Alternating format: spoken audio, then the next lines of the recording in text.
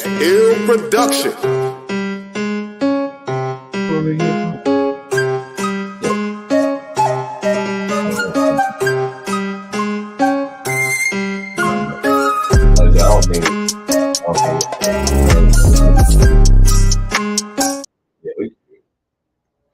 What's up, man? What's up, baby? What's going on, man? What's up, man? What's up?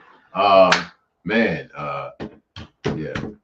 man, it's been a weird 2 weeks. Because when was the last time we did the pod? It was. When I got back from Springfield? Yeah, because the last one was what did we do? Zoos, yeah. So what was that? It wasn't last Sunday. Couple weeks ago. 2 weeks. 2 weeks, 2 weeks. yeah. So we got a week off. And yeah, it's been a whirlwind for me because I'm new with a new relationship. It's like you got a new relationship. I've been fucking up, man. You know I have. Because I missed Friday night, man. I missed Friday night because I thought the show was Saturday. So, man. See what it was when you was asleep. Your girlfriend was in your ear. I wasn't asleep. The show Saturday. No, but she gave you that Jedi mind trick, man. Yeah, but she sabotaged you to keep you in that bed. But she didn't do it on purpose, though. You know what I'm saying? I don't think. I mean, maybe that's me being naive. But, sure, she did it on purpose. She just wanted her some more Tim. Yeah, but I was the one that should have been there. You know what I'm saying? And she don't want me to be unhappy. With, like this with my friends and my shit. So right. I don't think women are that devious. Not all of them. Yeah. Not saying the one you're with, not at all. But there are some that are horrible people. And I know she wasn't that. It's all of them because she would have been like, "Hey, do what you got to do." Right. Well, hey, you could just brought her. I know she was the thing. Yeah, she would have been there. Yeah. So it's like, yeah. That's good. We always need free staff. You know. Okay. Yeah. Okay. Yeah, I got my wife in the box office. I know. Stacy, nice lady, very nice lady who runs the box office, and she does a good job. Even though she doesn't get paid, but she does a good job. But yeah, man. That's where I was, and you were telling me how the show was so great, man, and I believe it because that's what Blurred Minds is about. It's like doing dope shit with dope people. That is a fact. And whether you're there or not, one of the main reasons why any of our shows are a success is because you have taught me how to put on a successful show, sir. So if it wasn't for you, it wouldn't have been a good show. I appreciate that, but still, I didn't put in the work that needed to be done for this successful show. And I appreciate you letting me wallow in my bullshit. because I did kind of laugh at you. When I got the phone with you, I was like, this motherfucker. I was like, he really tried twice to put that shit on me. No, I did. I really like, did. You didn't call you. Exactly. That's what I'm saying. That's what. Yeah. I tried to. Mikey said the same shit. He said, "Why didn't you come?" I said, "Call you." Yeah. I said, "I've been promoting this shit for over a month." You know the dates. You know what I'm saying? I did. I had to check the flyer. I was like, "Did I fuck this flyer up?" Yeah. And then I read it. I was like, "Nope. I got it right." Nope. But yeah. I'm. If you had called me, you wouldn't have had a chance to say, "I told you so," Tim. But you didn't know what you were telling me. I told you so about because I'm not. Blurred Minds, I've never fucking lost interest in Blurred Minds, but I have lost. I can say I've lost interest, but I've gained interest in other places. Yeah, that's making me slack about Blurred Minds, and I'm like, step out of it. I can do two things. I can chew bubblegum and walk at the same time. Yeah. So I was chewing bubblegum. And so now I got to get back to walking, man. But yeah, man. From what you said, the Cam Patterson show was, while we're on here, I guess we'll just tell them real quick. So Friday night, Cam Patterson was at Louisville Comedy Club. After that, he was so gracious to bless us at Never Say Die on the Murder Circus stage on a midnight show. Which I should have been there. And man, it was great. We had Uncle Nearest in the building. They had specialty cocktails. Yeah. We had DJ John Q on the stage on the ones and twos. Yeah. He was awesome. Kept the room going all night. Will McKenzie, Lucius Williams, John Bass, and Corey Miller all put on and did their fucking thing. And then of course Cam Patterson brought everybody out. They loved him. He did good. And he really helped us just by showing the city of Louisville what we can do and what we plan on doing over here at Blurred Minds Media. Yeah, and there was a dog there. Yeah, dog there. Dog's going envious here for Petty Lane. Oh, yeah. And the dog's going, let me do what you do, baby. Let me get him. I'm just gonna get him in here real quick. Come on in, man. Come on in. Me and Tim's doing a conversation head. So if you would, just get you a seat and chill. And then we'll get going here in like 20. That's all right. So, baby. Yeah, we're doing good, man. Man, smell sweet cologne, man. Let me get a little closer. Smell the morning cologne. All right, baby. All right. Yeah, just have a seat right here, bro. Yeah, people. Another addition to the Blurred Minds team. Envy Stupid in the building. He gonna hang out with us in here while we get this out. Then we gonna go in on Petty Lane. Yeah. But yeah, man. Shout out Cam Patterson. He really helped us out building awareness of our new club and what we are capable of doing out here in these comedy streets. Yeah. And shout out to everybody who showed up. Beautiful crowd. You can't ask for a better crowd at midnight, especially with a bunch of rowdy motherfuckers been drinking 4 or 5 hours. You know what I mean? So I'm gonna take that. We did, and paying to see, paying to be there, which I mean they want to be there. Exactly. Yeah. So it was good, man. It was good. Man, I just missed it, man. I just fucking one day off in my algorithm, but yeah, I got to do better. Never Say Die is really, I really appreciate them for what they've offered us. They've offered a place for us to do what we do. Yep. And, they basically gave us our own playground to do dope shit in. Yeah, carte blanche, and that's cool. Because hopefully, if we're a success, they're success. Because I'm always about, I want everybody to win. It's not. I'm not competing against you or competing, to beat you or to be better than you. I want everyone. I want the audience to win. I want the club, the venue to win. I want the comics to win, and I want us to win. I want everyone to win. Yeah. I want everyone to win. If all those things happen, there's no way I lose or we lose. Right. If the audience wins, the venue wins, and the comics win, we've won. That's what winning is. So it's not even about us winning. It's won. So yeah, man. Man. Thanks to everyone that came out that I missed interacting with and saying hi, and I appreciate what y'all do. Y'all coming out and supporting us. So I know Will. Obviously, I know Will and Lucius and Corey. I appreciate them. I didn't get to say it to their faces Friday night. I would have said it Saturday night, but but I didn't say it Friday night because I just missed. Look, man, I got a new girl, man. I'm just head over heels, so let me be good. So anyway, puppy love and pillow talking. Puppy love a comedy career every time. Puppy love. I wouldn't say puppy comedy career, but like maybe put it on hold for a minute until shit shakes out and everything's good and you figure out what's what.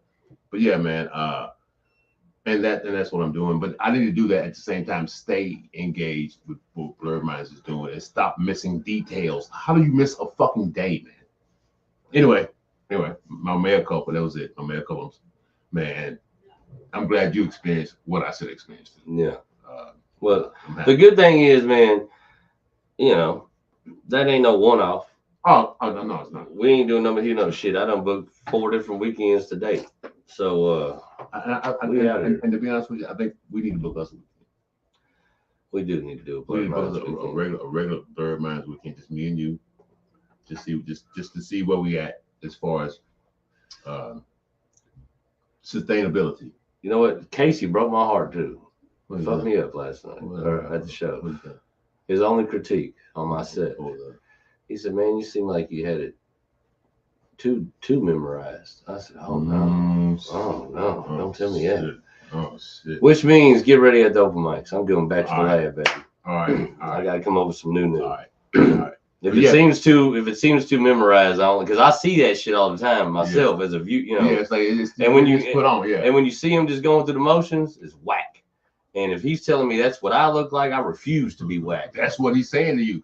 Oh, okay. And hopefully I was that. I mean, if I was been there, I would say the same thing. I would have been, Casey, you know what the fuck you talking about. I hate, and you know what though? I think he's right because the funny thing is I did that Mandy and Rich show. So I basically did my same opener again. And I think I was too into how I did it over there. Yeah. You know what I mean? Instead of being in the experience that was that. I think that's exactly what I did. That's just part of it. But it's still whack, man. I'm the dopest comedian in Louisville. Bam! If you don't be doing whack shit. If you don't say, that's for all them other suckers out there. If you don't say, that's for the 19 other on the open mic list. That's what they do. That ain't what I do. All right. I'm coming up with all new now. Shit, I can't have memorized because I ain't said it yet. So I know people tuned in to see the topic. The topic is nostalgia. Well, you know, we had a week in between. I know. And we got to cause man. You done fell into a clam so tight you forgot a show. Hey. I mean, we got a lot to pick up on, man. I am not going to dispute that fact. And I ain't mad at you. And I know. I mean, a man's a man. A man's a man, and man's a man. Trust me, the wife's in mid text right now said kick him out of the podcast studio. I guess y'all leave him. And that just is what it is. We have no audience. Yeah, ain't nobody watching this shit. We have no audience. But what are we talking about today? Yeah, nostalgia. Let's get into it. I know. This is the thing about nostalgia. I guess like sometimes I can be nostalgic, but I don't know why there's a word for nostalgia. You know what I'm saying? Because the past is the past, and you enjoy it the way you enjoy it. So why should there be a definition of how you experience your past? You know, I get it because I'm a word guy too, and it's good to have a word for what you're feeling but nostalgia is to me it's just like your memories that are precious to you. You know what I'm saying? Yeah. And so it's personal. So if you have a word for it, then that means that it's no longer personal. It's like, and I guess it's not bad to have a word for it because you can connect with others, but I guess it's not even an objection to it. Is my my take on nostalgia is like sometimes it can be too broad, but too personal at the same time for whomever is being nostalgic or talking to, or you're talking to. So I don't really have a bad thing to say about nostalgia, except that I don't think there should be a word for it. How do you feel about it though? Like, are you like a sucker for nostalgia? Like when you get hit with these moments that take you back to a younger time or a earlier time in your life? Like, do you dig it? Like, are you fond of these scenarios when it happens, or do you really just like whatever? Well, I mean, I'm so logical in my thinking that I just keep it in the moment, even though I know that there's something from the past that influenced what I am feeling in the present. Yeah. You know what I'm saying? So I don't really look at it as nostalgia in as much as, and I do look, I have fond memories. You know what I'm saying? I have memories like, oh, fuck, man, that shit. Yeah.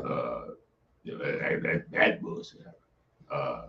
But I do have memories, like even like mundane shit that I think of when I was like in a young, like 13, 14, or maybe 27, you know, whatever. I have memories that jog me, and make me realize that, man, you're in this place now when you were wondering about this place when you was back there. You know what I'm saying? So nostalgia to me is more of a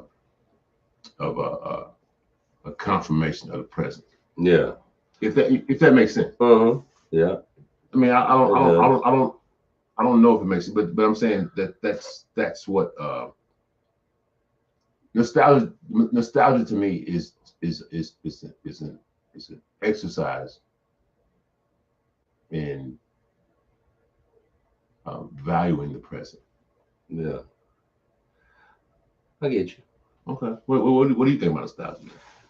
I don't like nostalgia as far as like, like people try to remake shit. Good old days and shit. Well, even like with fashion and toys and like the remake show, even like the retro Jordans, you know what I mean? Like, oh, I had these when I was 12. Like, I don't get into that type of nostalgia. Yeah, but I am definitely a sucker for structural nostalgia. Like if I walk in a place and it's exactly how the fuck it was when I was a kid and I walked in there, oh, I love that shit. I hear you. It's like walking in a time machine almost. Like there's 3 examples I have the best of. When I first moved to Louisville, my first job, little gig, was I was doing maintenance work and shit in the summer for Champs Roller Drome in Linden skating rink. Oh, that's off Linden Lane. Yeah. Over by across from the YMCA and all that shit. You know the YMCA is over the YMCA or Linden. Is it Westmill Road? Westmill, yep. All right. But see, the Champs I grew up in Lexington's being closed. So that's the chain Champs. Yeah, it's a family that owns. They had like 3 in Louisville and 1 in Lexington. All right. But the one in Lexington's done moved location, built their own brand new building, laser tag in it, all kind of different shit. You know what I mean? Arcade, restaurant, all that, and it's nice. Don't get me wrong, but it ain't the one I grew up in. Yeah. When I came to this one in Linden, it's like feet. Yeah, I got it. Smell like the brown leather. Yeah. You know what I mean? And feet, yeah. And the spray that you put in the disinfectant spray. But mostly feet. Go ahead. But when I walked in, that one, the first one in Louisville, because I knew the owner, so he knew when he found out I was up here, he'd give me the gig. And when I walked in that motherfucker, it's the same exact floor plan as when I grew up in. Yeah. And dog, that's the corner I made out with the chick with the braces in. This is where I got in a fight with old buddy. This is where everything was the same. Yeah. It fucked me up. I was like, yo, what the fuck? Because that one in Lexington's gone. Never to be seen again. But the one, and it's still there. The one on Western is still there. Yeah. And it's still operating. Yeah. I know. But it tripped me out though, just because, like I said, it like as soon as I walked in there, it was like my mind was like, whoop, like right back to being a kid going there on the weekends and shit, you know. So I dug that, and then like there's a Mexican restaurant called Durango's in Lexington, and it's where we would go for like a birthday. Or like something like the ball field I grew up playing in, Idlehour Park in Lexington. That's it's right next to that. So sometimes at the ball games, me and the homies, Friday night, Saturday night, we would be over. We go over and eat and shit. So I go there every year for my birthday dinner. That's where I go. It ain't the nicest Mexican restaurant. It ain't the best tasting Mexican food in Lexington. But it's what you remember. But it's the same exact motherfucking dude that owned it when I was a kid. Yeah. And it's the same family. They ain't changed shit. Yeah. It looks exactly the same. Yeah. And every time I go in there, I'm 7 years old again, run around that bitch in a sombrero, reenacting Speedy Gonzalez on my birthday when I was 7. Yeah. And I just had my 37th birthday in there. You know what I mean? Yeah. I love it. And people in Lexington, how motherfuckers are about food. Man, you gonna go Mexican in Lexington? You gonna go to Durango's? Like, yeah, motherfucker, I'm going to Durango's. You have to go to Muchachos. Didn't you hear about this new place? Fuck it. I don't like it right now. New place. It's the same. I don't like new place. I don't like that. Well, it's the same with Louisville. It's like it's a food town. It's a food town. Way more than Lexington too, by the way. Way more. I know people from Lexington that won't come to Louisville to hang with me to do shit, but will come for to eat. Yeah, way more. and it's low key. People don't even know. It's like real low key food place. Oh yeah, food. That's all the fashion. It's all, man. Louisville been doing it. Louisville been doing it. No, nobody know, and I'm glad they don't, because there's some places that you can get some good ass, man. Today I went to a place called Sunday Brunch. It's just takeout, and I got some shit, and it's like, yeah, man. Louisville is a spot you can get some shit in, man. There's some great food in Louisville. Great food. See, you know me too. Great food. Stevens. That's my shit. Stevens. They're right on the street. I love that spot. Mm-hmm. Shit, taco truck. I know. At the corner of Bardstown and Brickridge in that gas station has mole enchiladas, and man, let me tell you, yeah, I've done the most fat boy shit in my life. When I got done eating them, I took a phone box and I tilted it and drank that shit. That's how, I promise, that's how good it was, man. I don't even really, the funny thing is, I'm not even a mole fan. I know, it's like, I ain't a big, it's chocolate. It's chocolate. If it tastes too chocolatey, I don't like it. Yeah, it's like, why do I want chocolate and beef? I know, and beef. Like, what are we doing here? This is dinner and dessert. But there's. Yeah, but then, like, what? You don't even really taste the chocolate, but the flavor, bro, insane. It's like, it takes you back to. Well, that's on nostalgia, because I don't even like mole. They the ones that got me liking mole. But it takes you back like 2 weeks ago. Yeah. Honestly, not even 2 weeks ago. I'll be burning that motherfucker up in there. Especially now the back door's closed. That taco truck replaced back door for me. Talk about nostalgia, man. The back door, man.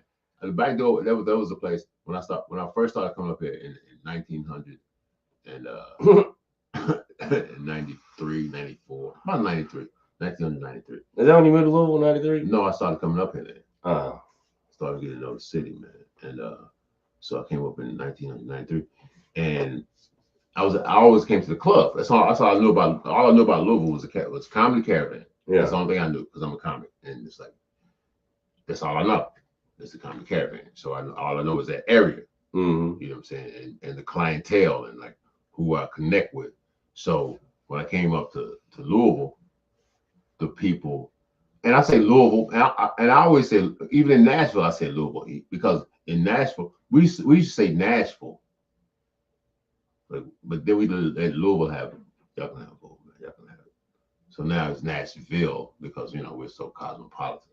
What did you call it before? Nashville. We call it Nashville. Everybody. Nashville. I ain't bashful. I'm from Nashville. That's what we say. I ain't bashful. I'm from Nashville. That's what we say. How do you say Nashville? You say Nashville. Nashville. Yeah. Nashville. Yeah, we say. How do I say it? Nashville. Do I? Yeah, everyone says. I don't know. I'm telling you, in Nashville, because I say it now, like Nashville. Now, when I was growing up, it was Nashville. It was Nashville. So that's why they have the locals said it. That's how the locals said it. Nashville. I ain't bashful. I'm from Nashville. That's what we said. I ain't bashful. I'm from Nashville. Yeah. I'm just Nashville. It's Lebanon. Instead of Lebanon, we say Lebanon. We say Shelbyville. We got a Shelbyville. We got Shelbyville. We do. And then all of a sudden, people are like, no, it's Louisville. But it's more about the lure, not the bull. It's more about the Louisville. You can say Louisville, and people are like, okay, Louisville. I'm from Louisville. I wonder who was the first one who started saying Louisville. You know what I mean? Because traditionally it's Louis or Louisville, and it's like that everywhere else. It's everywhere, but here it's Jacksonville. I'm sure it's Jacksonville. It's whatever. Maybe it's just a southern thing. It's a southern thing. Bull is a southern. But you know what? That's the joke everywhere you go. Anytime you see a comic, I'm gonna say Louisville. So yeah, right. I've heard it a million times. Nobody gives a fuck. But the funny thing is, like it's weird to them outside, but for us, this is how we always said it. I don't even think about it.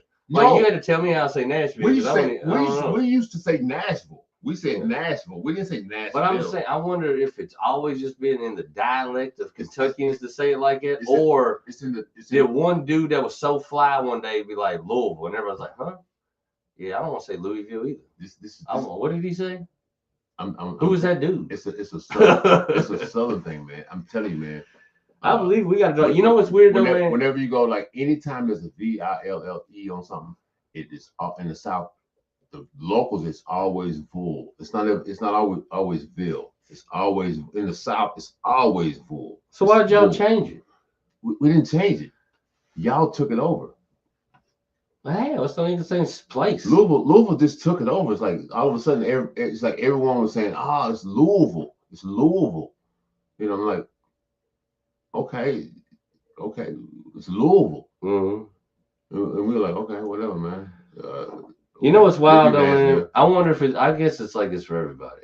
I would say Nashville. Like I know we sound different when we go places, when we talk. We got our southern drawl, but I got southern drawl too. Southerners have something. Nashville, yeah. Well, that's what I'm saying. The Bible Belt. If you grew up from Kentucky down to the ass end of Florida, you're a southerner. I would, yeah. We are mid-South. Yeah.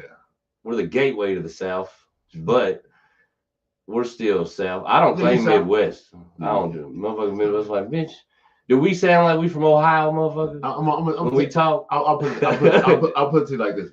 Do I sound like I'm from Chicago, motherfucker? I'll put it to you like this. And like the further south you go, now it's probably becoming like more in the vernacular as far as but the further south, it's like up here, like up in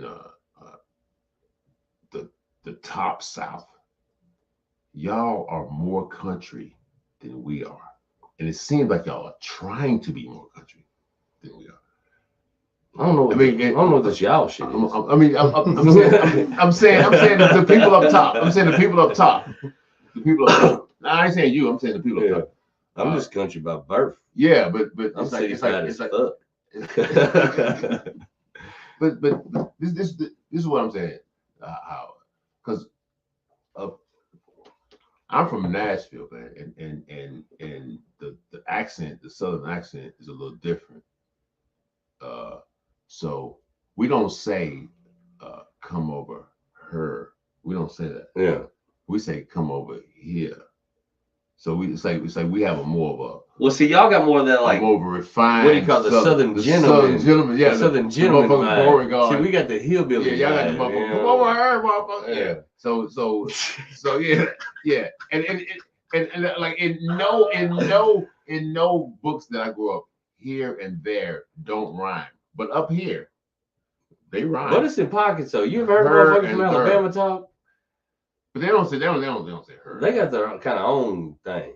Alabama. A whole sentence is one word. Oh my God. Motherfucker Alabama. Yeah, Alabama. What? Was that a whole? How many words was that, bro? You took one breath. A lot of demos in this shit. Yeah. Every demo. And motherfuckers from Texas sound different. Yeah. But anyway, nostalgia was the thing, dude. Man, I am nostalgic about certain things, but I don't hold on to them as dearly as nostalgia would have me. Yeah. Because I'm still living this life, man.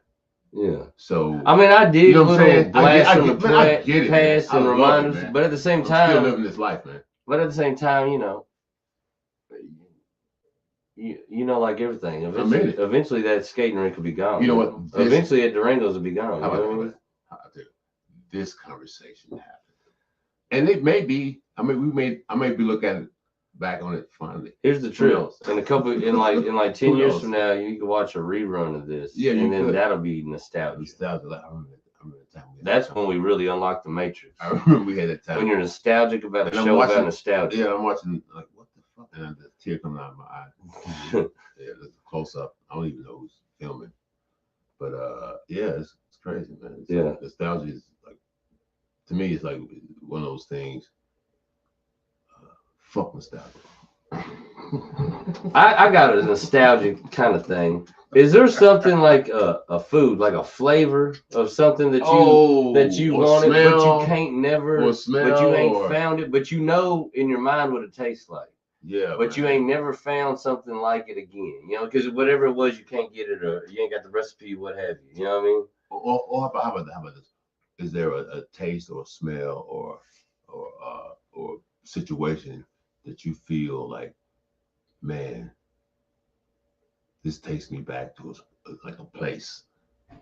So if you ask, I'm gonna tell you what I like is I like a nice, and this is gonna be sound fucking stupid, but I like a nice, good fried bologna, man. Ow, are you kidding me? Bologna sandwich, whatever, man. I like it. I like a thick cut. You know, I'm a gourmet guy. I don't know. I'm the real bologna. That's where you lose. I want my shit imported from Bologna. So, so I'm gonna have probably like medium rare when I cook it. But I want that medium rare bologna. I ain't never heard of that. I want, hey man, that's me, man. It's just me. But I want like a crisp skin on it. Yeah. Almost charred, a little char. Gotta have some char. You know what I'm saying? Drain, and then I want to put like a mayo. I'm a mayo dude. Yeah. But I want to put some cheddar cheese. I want to put some sharp cheddar cheese. Oh, that's fancy. That's a stepped up fried bologna. Yeah, I mean, you know what? But I haven't even told you all of it. So then I put a layer of mayo, and I'll put that on there, and then I'll sprinkle some blue cheese crumbles. I'm fancy, man. Blue cheese crumbles. On bologna. Blue cheese crumbles, man. That's wild. Then what I'll do is I'll put my lettuce on top of that. Then my tomatoes. Dang, that's how you do the fried bologna. I'm not done. Then then I'll put a layer of mayo on my other piece of bread. Yeah. Yeah. Then what I'll do, hit it with some black pepper. Peppercorns. Grinding my shit, man. Grinding my shit. Then I'll hit some sea salt. Sea salt.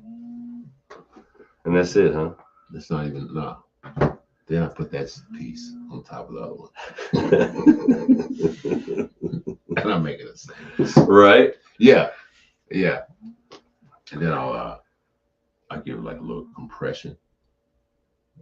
Yeah. You know, to like grind all the. You don't put no potato chips on? No. Well. It's kind of key to a sandwich, though. Yeah. I mean, yeah, you get that crunch. Is that you? That's me. Okay. Anyway, look. So then it's a sandwich, right? It's bologna, man. Yeah. It's fucking delicious. So you're nostalgic about that bite. Once you put all that together. That taste is like it's familiar. Yeah. I love that, man. What are you nostalgic about as far as taste or? I tell you a taste I've been looking for since I was a child, and I only found it once when I first went to Louisville, and now it's gone. Do you remember the spaghetti shop? No. It was before Fazoli's. No. They didn't have a drive-through, but they'd always been like shopping, like strip malls. I never heard of it. It's called the Spaghetti Shop, man. It used to be a chain. They had them in Lexington. Okay. And they had one in Louisville when I first went. They closed in Lexington for years. Fazoli's wiped them out. And then I moved to Louisville and there was one here. Yeah. You get a white 5-gallon, like not 5, probably like, you get a white like 2-gallon bucket full of spaghetti. Like my mom would bring it home, dog, and that was dinner. You know, we just big ass bucket of spaghetti, and you just blah, blah, like there you go. But that ain't it. That ain't what I'm talking about. The taste. The taste is their garlic bread. Oh, okay. Their garlic bread. Okay, I got you. Was the best garlic bread known to man. And I haven't found it yet. How do they do it? How do you think they did it? I don't know. I'm gonna tell you, maybe something about bucket plastic. I think. How about if they took olive oil? Hear me out.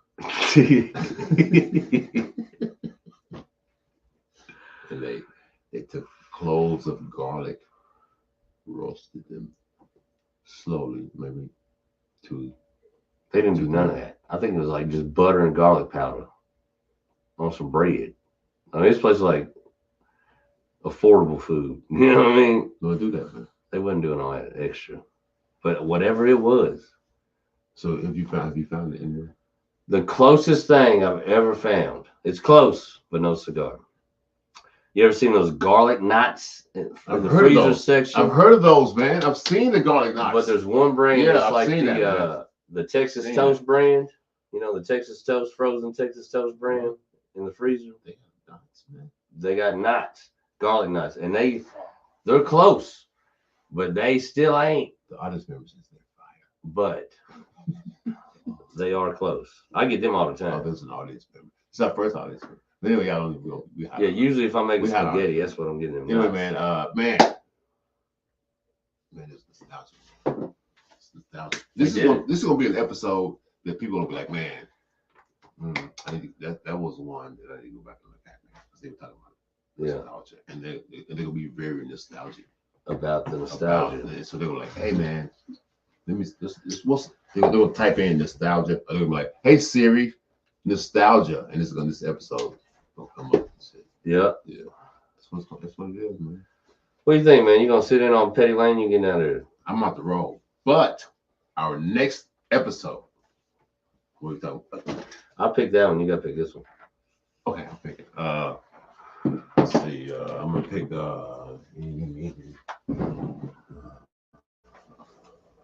what we got coming up? Show wise, what we got coming up? August the 10th. Bird Minds. August the 10th, the Hateful Eight roast battle. August the 10th. That's a Saturday. Punk ass punk. Oh, that's a Saturday. It is a Saturday. He's throwing me off now. He's trying to throw me off on the days of the week. About to be every day. I know days of the week, man. We about to be every Friday, Saturday. Or maybe every day. Who knows? Who knows? Who knows? But yeah, the next thing out the gate, and then on the 17th we have the Hall Pass Bash. Hall Pass Bash. That's on the Saturday too. Yeah. Because I can add sevens. DJ John Q. Music performance by Sade Lee. Okay. And then Nate Robinson, Belly Button, and Flash Flood are gonna blaze the comedy stage. The Hall Pass Bash. Yeah. Y'all get ready for it. Man, we doing some shit. All right, Envy, man. We're doing some shit, man. Thank you, baby. Thanks for coming out, man. Thanks. So what are we talking about next time? We're gonna talk about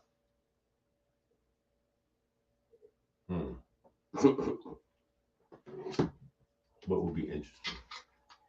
Let's talk about AI. AI. Have we done AI? No. Okay. Let's talk about AI. Next conversation had, we talking AI. Give me I don't know, probably like 10, 15, something to reboot, and Petty Lane. Me and the homie Envy gonna hit y'all with Petty Lane. We talking Joe Biden's bitch ass Joe. Dead ass motherfucker. His shooter missed, so that little motherfucker ran and cried. We're gonna talk about it. This motherfucker don't work on his web. Joe Biden is not alive. You don't think so? No, he is. But I'm just saying, but it's not really. Not in my heart. Froze up. Not in my heart, man. He's not alive. Nah, he's dead to me, man. He's dead to you. Yeah, he's dead to me. No matter what, he's dead. Ace Hill Production.